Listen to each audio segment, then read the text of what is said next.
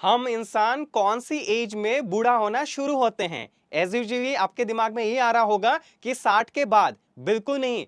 हम इंसान इससे बहुत पहले, हम उम्मीद से बहुत पहले बूढ़ा होना शुरू हो जाता है, हमारा एजिंग प्रोसेस शुरू हो जाता है। तो इस वीडियो में ऐसे 3 हिस्सों में मैं प्रॉब्लम बताऊंगा, साथ ही साथ इन्हीं 3 हिस्सों के अंदर मैं सॉल्यूशन भी बताऊंगा अगर आपको जल्दी बूढ़ा नहीं होना है तो।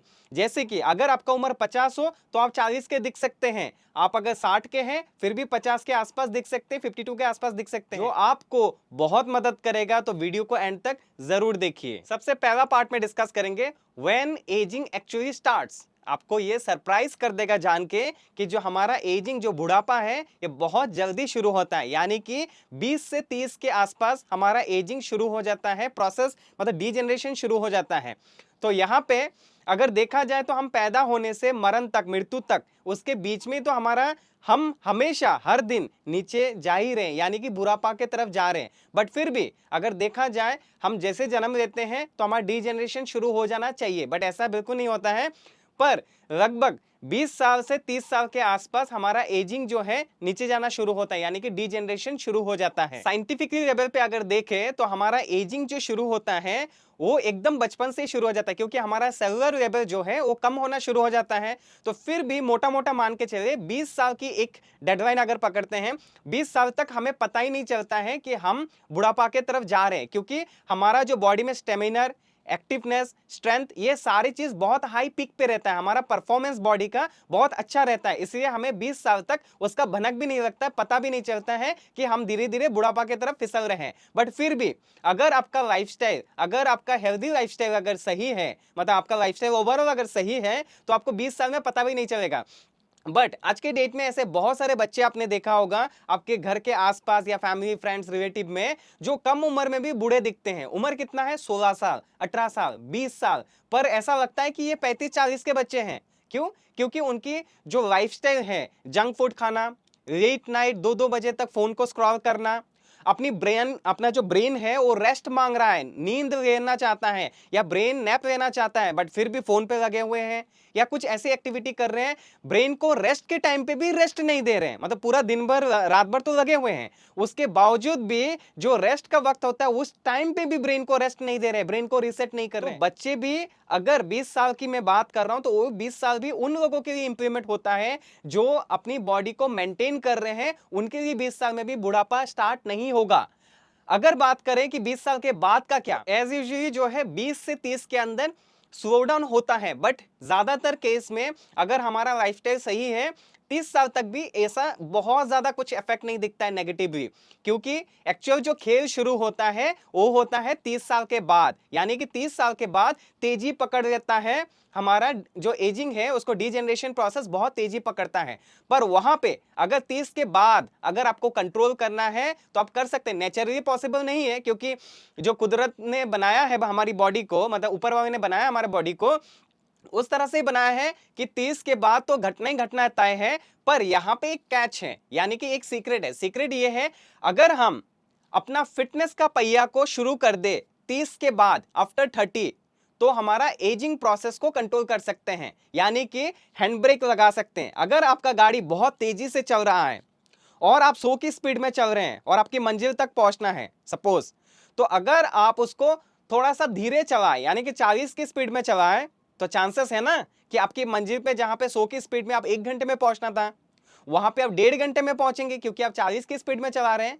तो यहां हमारा केस उल्टा है, ह्यूमन बॉडी के केस में उल्टा है कि हमें जल्दी नहीं पहुंचना है, क्योंकि हमें जल्दी बूढ़ा नहीं होना है। 100 की स्पीड में तेजी से 1 घंटे में नहीं पहुंचना है, जल्दी बूढ़ा होना है, जल्दी मरना नहीं है। इसीलिए यहां पे 30 के बाद अगर आप फिटनेस का सहारा लेते हैं, फिटनेस एक्टिविटी करते हैं, अच्छा क्लीन डाइट लेते हैं, अच्छा अगर एक्सरसाइज करते हैं, हफ्ते में 3 दिन 3 घंटा भी अगर एक्सरसाइज करते हैं, आपका नींद को प्रायोरिटाइज करते हैं, यानी कि अच्छे से सोते हैं 7-8 घंटा, स्ट्रेस को अपना अगर कंट्रोल करते हैं, स्ट्रेस मैनेजमेंट करते हैं, कम से कम स्ट्रेस में जीने की कोशिश करते हैं, तो हमारा 30 के बाद हमारा हैंड ब्रेक लगा सकते हैं। मतलब हमारा फिटनेस के माध्यम से हैंड ब्रेक लगाना शुरू कर सकते हैं। जैसे आप मान लीजिए जीरो है, मतलब बचपन में एकदम जस्ट पैदा हुए हैं, जीरो बॉर्न बेबी, और आप 30 साल तक स्पाइक किया है, ऐसा ग्रोथ गया है, ट्रायंगुलर बनने के लिए, ऐसा ग्रोथ गया आपका। और फिर 30 के बाद आपका डायरेक्ट 60-70 तक एकदम तेजी से बुढ़ापा आ रहा है। तो उस दौरान अगर आपने 30 से 70 तक सपोज आप जी रहे हैं, तो 30 से 70 तक अगर हैंड ब्रेक लगाएंगे तो थोड़ा स्लोली जाएंगे ना। तो आपको यहाँ पे जैसे डेस्टिनेशन पहुंचने के लिए हम तेज कार चलाते हैं एकदम 100 की स्पीड में 1 घंटे में पहुंचने के लिए, यहां जल्दी नहीं पहुंचना है। इसलिए आपको 40 की स्पीड में चलाना है, धीरे धीरे चलना है, ताकि आपकी जो मंजिल है वो 1 घंटे का जगह 1.5 घंटे में आए, 2 घंटे में आए, ताकि आपका एज ए ह्यूमन बॉडी आपको धीरे धीरे आपका बुढ़ापा आए। तो यहाँ पे फिटनेस का अगर आप सहारा लेंगे, फिट रहेंगे, एक्टिव रहेंगे, तो फिटनेस आपको मदद कर सकता है। वो जो ऊपर आप चढ़ते हैं पीक पे 30 के बाद आप नीचे जो जाते हैं 70 के लिए तेजी से, वो आप हैंड ब्रेक के माध्यम से धीरे धीरे झटका लगा लगा के आप अपनी जिंदगी को बुढ़ापा की तरफ ढकेल सकते हैं। तो फिटनेस का मदद ले सकते हैं। पार्ट 2 में हम समझेंगे 30 साल के बाद ऐसा क्या हो जाता है जिसके कारण हमारा बॉडी एजिंग की तरफ झुकने लगता है, मतलब नीचे की तरफ जाने लगता है, बुढ़ापा की तरफ। तो यहां पे समझेंगे हम 30 साल के बाद हमारी बॉडी में कुछ धीरे धीरे चेंजेस होने लगते हैं, जैसे कि मेटाबॉलिज्म स्लो होने लगते हैं, बहुत सारे हार्मोनल चेंजेस होने लगते हैं, हमारा स्किन जो है रिंकल होने लगते हैं, मतलब बॉडी का पूरा ओवरऑल स्किन जो है धीरे धीरे ऐसा जकड़ना शुरू करता है, रिंकल आना शुरू होता है। तो इस तरह की चीजें हमारी बॉडी में चेंजेस होता है, उसका मेजर रोल जो है मेटाबॉलिज्म चेंजेस का। और जैसे वो चेंजेस दिखता है, बॉडी संतुलन खराब होना शुरू होता है बेसिकली 30 के बाद। जो हमारा बॉडी पहले हम कुछ भी खाते थे, पीते थे, एक्सरसाइज करते थे, भाग दौड़ करते थे, क्रिकेट खेलते थे, फुटबॉल खेलते थे, कुछ भी फिजिकल एक्टिविटी करते थे, जब हमारा उम्र कम था 20 साल के अंदर, तब क्या होता था, हमारा बॉडी 24 घंटे के अंदर तेजी से जो हमारा मसल ब्रेकडाउन होता था, मसल टूटता था, वो रिकवरी कर जाता था। बट 30 के बाद ऐसा नहीं है। 30 के बाद हमारा रिकवरी प्रोसेस, कुछ भी बॉडी में जो टूटता है, चलने फिरने में, रनिंग करने में, एक्सरसाइज करने में, बहुत ज्यादा स्ट्रेस लेने में, वो सारे चीज जो हमारा टूटता है बॉडी में, ब्रेकडाउन होता है मसल्स या कुछ भी बॉडी का, वो फटीक होता है, टायर्डनेस होता है, वो जल्दी रिकवरी नहीं होता है। 30 के बाद रिकवरी प्रोसेस स्लो हो जाता है, क्योंकि हार्मोनल चेंजेस और मेटाबॉलिज्म के वजह से हमारा रिकवरी प्रोसेस स्लो होता है, जिसके कारण हमारा मसल मास भी स्लो डाउन हो जाता है, यानी कि मसल मास भी गिरना शुरू हो जाता है। और एक इंसान बूढ़ा होगा या नहीं होगा, या स्लो डाउन करना है बुढ़ापा को, वो पूरा का पूरा जो कहानी है ना, वो कहानी कनेक्टेड है मसल मास से। यानी कि आपका जितना बढ़िया मसल रहेगा, उतना कम आप बुढ़ापा के तरफ जाएंगे। तो आप देखिए कि जिंदगी में सिर्फ पैसा पैसा पैसा पैसा करना है, या पैसा तो चाहिए, पर पैसे के साथ साथ अपना हेल्थ यानी कि अपनी बॉडी का भी ध्यान रखना है। क्योंकि हम इस दुनिया में आए हैं, हमारा एक ही गोल है, जीना है, सरवाइव करना है। पर यहां पे हम इस दुनिया में आने के बाद हम करियर के पीछे, पैसे के पीछे, रिलेशनशिप के पीछे, हर चीजों में इतना बिजी हो जाते हैं, और हमें इतना अनलिमिटेड पैसा चाहिए, जिसके कारण हमारे पास टाइम की कमी रहता है। टाइम की कमी की वजह से हम अपना एक्सरसाइज या हेल्थ का ध्यान ही नहीं रखते हैं, यानी कि फिटनेस का ध्यान ही नहीं रखते हैं। तो अगर हम वो सब कुछ करें, कैरियर के पीछे भागे, पैसे के पीछे भागे, रिलेशनशिप के पीछे भागे, इस दुनिया का मोह माया के पीछे भागे, मेटरिस्टिक पे पीछे भागे, सब ठीक है, सब जाना है, सबको जाना है, मुझे भी जाना है, आपको भी जाना है, सारा दुनिया वही फॉलो कर रहा है। Progressive is good thing, progress करिए ना, आगे बढ़िए ना, पर एक गोल तो बनाइए कि मैं वहां पे पहुंचने के बाद रुकूंगा। आज मैं अपनी कैरियर की पिक पे हूं, मेरा उम्र 15 साल है, 20 साल है, 25 साल है, पर मैं 30 के आसपास, 35 के आसपास जाके रुकूंगा। अगर मैं काम कर रहा हूं दिन का, आज मैं 12-12, 15 घंटा काम कर रहा हूं, मेरा उम्र 20-25 साल है, पर आने वाले टाइम पे एज ऑफ 30, 32, 35 में मैं सेटल डाउन होना चाहता हूं, और दिन का तब मैं 15-15 घंटे की जगह मैं अपना 8-9 घंटा काम करूंगा, और बाकी टाइम इधर उधर चीजें मैं करूंगा, पर अपनी फैमिली को टाइम देना है, बाकी चीजें करना है, इधर उधर सब कुछ करूंगा, पर मैं अपना फिटनेस के लिए रोज का आधा घंटा समय निकालूंगा।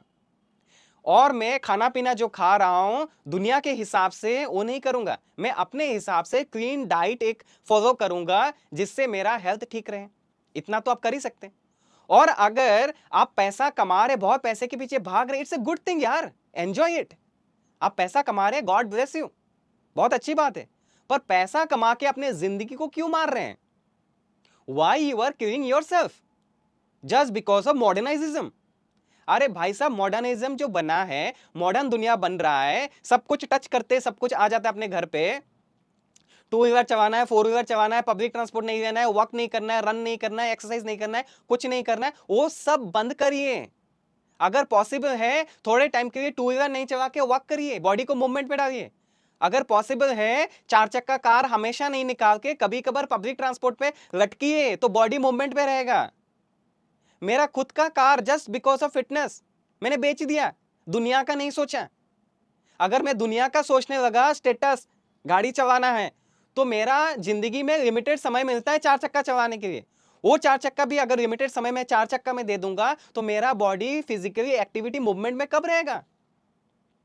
तो इसीलिए अपनी हैबिट को बिल्डअप करने के लिए एक्सरसाइज का या फिटनेस का टॉर्चर नहीं पाना है, सिर्फ हैबिट बिल्डअप करना है कि क्या मैं टू व्हीलर के जगह वॉक कर सकता हूं, क्या मैं फोर व्हीलर के जगह वॉक कर सकता हूं, क्या मैं फोर व्हीलर टू व्हीलर रख के भी 50% टू व्हीलर फोर व्हीलर चला 50% में अपनी बॉडी को मूवमेंट पे वॉक करूं। एकदम बेसिक हैबिट। क्या मैं अपना हमेशा जंक नहीं खा के हफ्ते में एक दिन खा लूं, बाकी दिन क्लीन फूड खाने की कोशिश करूं? क्या मैं अपना जो खाना खा रहा हूं उस खाने में थोड़ा प्रोटीन का ध्यान रखूं, अपना जितना बॉडी वेट है उतने ग्राम का प्रोटीन अपने खाने से लूं, चाहे ब्रेकफास्ट हो, लंच हो, डिनर में। ये सारी चीज अगर आप छोटी छोटी चीजों को ध्यान रखेंगे, फिटनेस को टॉर्चर मत बनाइए, इसको लाइफस्टाइल का पार्ट बनाइए, हैबिट का पार्ट बनाइए। अगर टॉर्चर बनाएंगे तो सालों साल जिंदगी भर टिक नहीं पाएंगे। और फिटनेस जिंदगी भर रखना है, तभी फिट रहेंगे, तभी बुढ़ापा से बचेंगे, तभी अपना जिंदगी को 8 10 साल 15 साल पीछे कर सकते हैं। आधार कार्ड में एक एज रहेगा, आधार कार्ड के अंदर आपका एज कुछ भी होगा, पर बायोलॉजिकली एज मेंटली आपको इतना बॉडी अच्छा सपोर्ट करेगा, 50 की जगह 40 दिखेंगे, 35 दिखेंगे। उदाहरण समझ में आ रहा होगा? तो इसको फॉलो करने की कोशिश करिए। अरे जिंदगी में सब कुछ करना है, पर अपने लिए अपने आप से अगर प्यार करते हैं तो थोड़ा सा वक्त तो निकालिए फिटनेस के लिए, थोड़ा सा ध्यान रखिए अपनी डाइट के प्रति, क्योंकि आप सुनेंगे, आप इंप्लीमेंट करेंगे, आपको फायदा मिलेगा। या तो आप दो चीजें कर सकते हैं, ये सारी बातें सुन के अपना ईगो दिखाइए और मत सुनिए, या तो दूसरा चीज कर सकते हैं, ईगो दिखाना बंद करिए और इन बातों को सीरियसली लीजिए और अपने आप को इंप्लीमेंट करिए।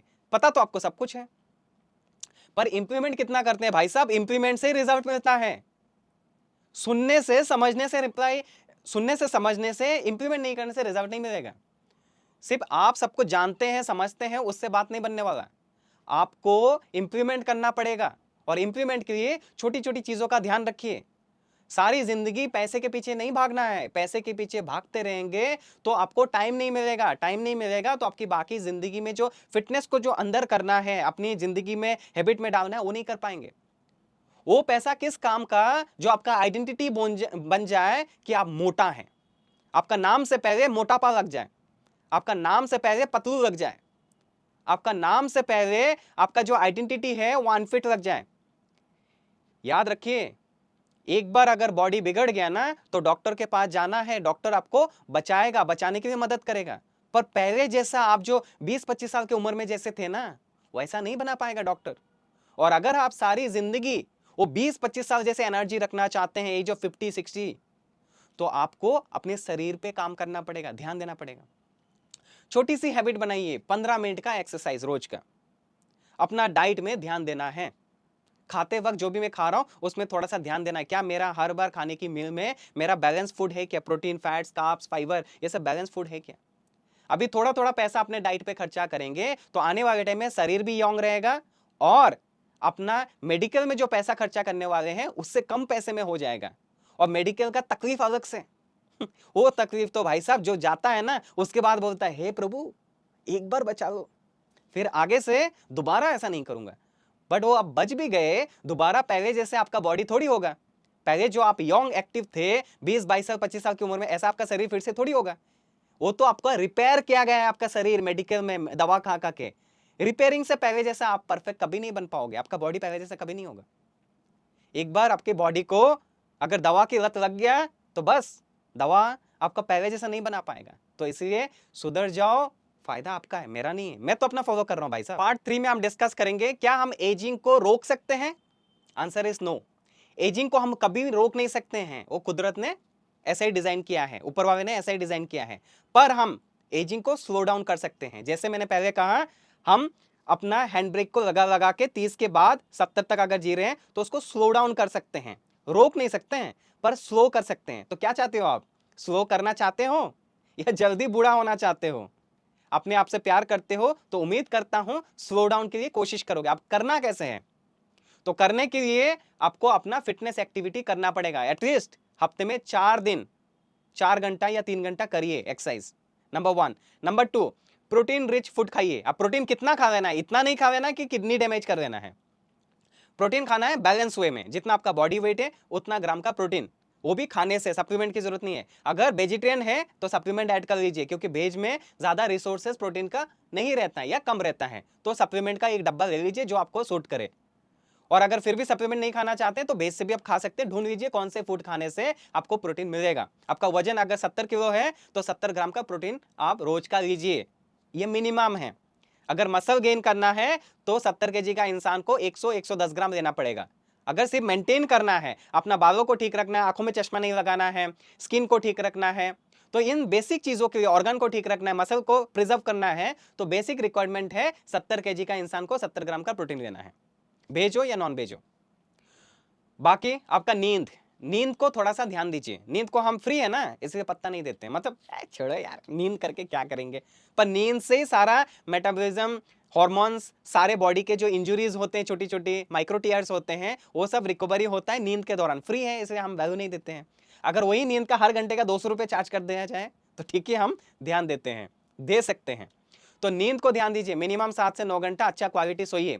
अगर क्वालिटी सोना है तो अपना घर पे पर्दा लगाइए, डार्क पर्दा लगाइए, ताकि बाहर का सनलाइट डिस्टर्ब ना करे, बाहर का उजाला डिस्टर्ब ना करे। ऐसे चीजें करिए, घर का कमरे को डार्क करिए तो अच्छा क्वालिटी नींद आएगा। 10 घंटा सोना और 7 घंटे सोने में बहुत फर्क है। अगर क्वालिटी की बात करें, 7 घंटा अच्छा क्वालिटी सोइए, 7-8 घंटा वो बढ़िया रहेगा। ये 3 चीजें फॉलो करिए। साथ ही साथ अगर सुट्टा उट्टा मारते हैं, उनको संभव है तो बंद कर दीजिए। मैं तो नहीं मारता हूं भाई। और अगर दारू उरू पी रहे ओकेशनली, हफ्ते में 15 दिन, महीने में, तो उसको संभव है तो बंद कर दीजिए। मैं तो नहीं पीता हूं।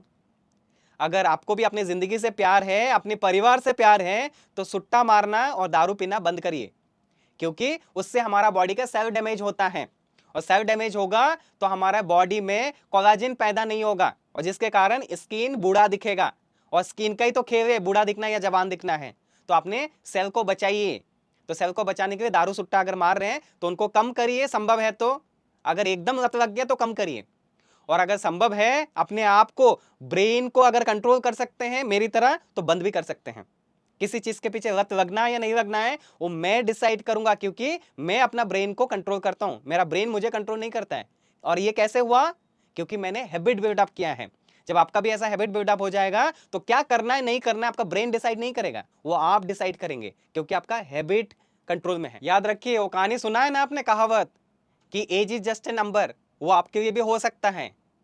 अगर आपने एक अच्छा हैबिट बिल्डअप किया तो, और अगर आपने अपना एक्सरसाइज, डाइट, नींद, इन सारी चीजों को ध्यान रखा, और सबसे जरूरी वो है सिगरेट दारू से भी खतरनाक, वो है स्ट्रेस। क्योंकि बहुत सारे लोग सिगरेट दारू नहीं भी पीते मेरे तरह, बट उनका स्ट्रेस इतना ज्यादा हाई है कि उनका जिंदगी तो उथल पुथल करके रखा है। इसी वजह से, स्ट्रेस के वजह से रिलेशनशिप खराब, चिड़चिड़ापन, गुस्सा, ये सारी चीज बहुत ज्यादा इतना फैल जाता है कि फैमिली रिलेशन में खराब होना शुरू हो जाता है। तो अपना स्ट्रेस को कंट्रोल करिए, मैनेज करिए। अगर जिस काम से आपको पसंद नहीं आ रहा है वो काम आप देखिए कि कैसे उसको पसंद आना चाहिए, कैसे पसंद आ सकता है। उन काम को प्यार करिए जो भी आप रोजी रोटी के लिए करते हैं, तो स्ट्रेस कम रहेगा। उससे चिड़चिड़ापन मत करिए, उससे भागिए मत। और बाकी रहा आपका काम, जो भी काम आप कर रहे हैं उसको देखिए कि कैसे आप स्ट्रेस कम करके आप कर सकते हैं, कम से कम स्ट्रेस में। अगर बहुत ज्यादा आप इरिटेट हो रहे हैं, स्ट्रेस हो रहे हैं, तो उसका सॉल्यूशन ढूंढिए। प्रॉब्लम आपका है ना, आप कौन से क्षेत्र में है, कौन सी इंडस्ट्री में है, कौन सा काम कर रहे हैं, मुझे नहीं पता है। जो भी आप काम कर रहे हैं उसके अंदर प्रॉब्लम अगर है तो उसका सॉल्यूशन ढूंढिए और स्ट्रेस को रिड्यूस करिए। आपकी फैमिली में अगर कोई प्रॉब्लम चल रहा है उसको सॉल्व करिए, बातचीत से सॉल्व कर सकते हैं, स्ट्रेस कम करिए। अल्टीमेटली जो भी है वो आपने बोया है, आपके ऊपर ही आएगा। आपने शुरू किया है ना, तो आपके ऊपर ही आएगा। तो आप उसको सॉल्व करिए, सॉल्यूशन है हर चीजों का। थोड़ी देर यार ईगो को साइड रखिए। एक ईगो हमारे इंसान को इंसान से दूर कर रहा है, और ईगो की वजह से इतना स्ट्रेस बढ़ रहा है। थोड़ा ईगो को साइड रखिए ना, आराम से शांति से जिए ना। अपने आप को भी जीने दीजिए शांति से, दूसरों को भी जीने दीजिए, फैमिली, फ्रेंड्स, रिलेटिव में। थोड़ा ईगो को साइड रखिए। कभी चीजों को सॉल्व करिए और स्ट्रेस कम करिए। स्ट्रेस आपको मार रहा है धीरे धीरे, इसीलिए शांति से जिए, हेल्दी जिए, जितना हो सके स्ट्रेस कम रखिए। पैसे के पीछे बहुत ज्यादा नहीं भागिए, पैसा चाहिए हमें, पर देखिए क्या थोड़ा कम कमाने से वक्त मिलता है क्या? वक्त मिलता है तो अपने फिटनेस के लिए टाइम दे सकते हैं क्या? इन सारी चीजों का ध्यान रखिए, आपके जीवन में बहुत शांति आने वाला है। अगर ये सारी जानकारी अगर आपने सुना है तो उम्मीद करता हूं इंप्लीमेंट भी जरूर करेंगे। और अभी अगर कुछ भी आप इंप्लीमेंट ऑलरेडी कर रहे हैं जो सारी बातों के अंदर, तो नीचे कॉमेंट करके भी आप बता सकते हैं आप फिलहाल क्या कर रहे हैं, एजिंग को कंट्रोल करने के लिए क्या एक्टिविटी कर रहे हैं या क्या डाइट कर रहे हैं, कमेंट करके बताइए। साथ ही साथ अगर ऐसे और भी वीडियोस देखना है तो इस चैनल को आप सब्सक्राइब या तो फॉलो करके भी रख सकते हैं। और उम्मीद करता हूं वीडियो अगर पसंद आया है यहां तक तो एक लाइक भी कर सकते हैं, अपने फ्रेंड्स फैमिली रिलेटिव के साथ शेयर भी कर सकते हैं। ये मेरा काम है तो मैं बता रहा हूं, आप लोग करें ना करें फिर भी मैं बता के जा रहा हूं। और मिलते हैं ऐसे एक नई वीडियो में, तब तक के लिए stay healthy and stay fit. Thanks for watching this video.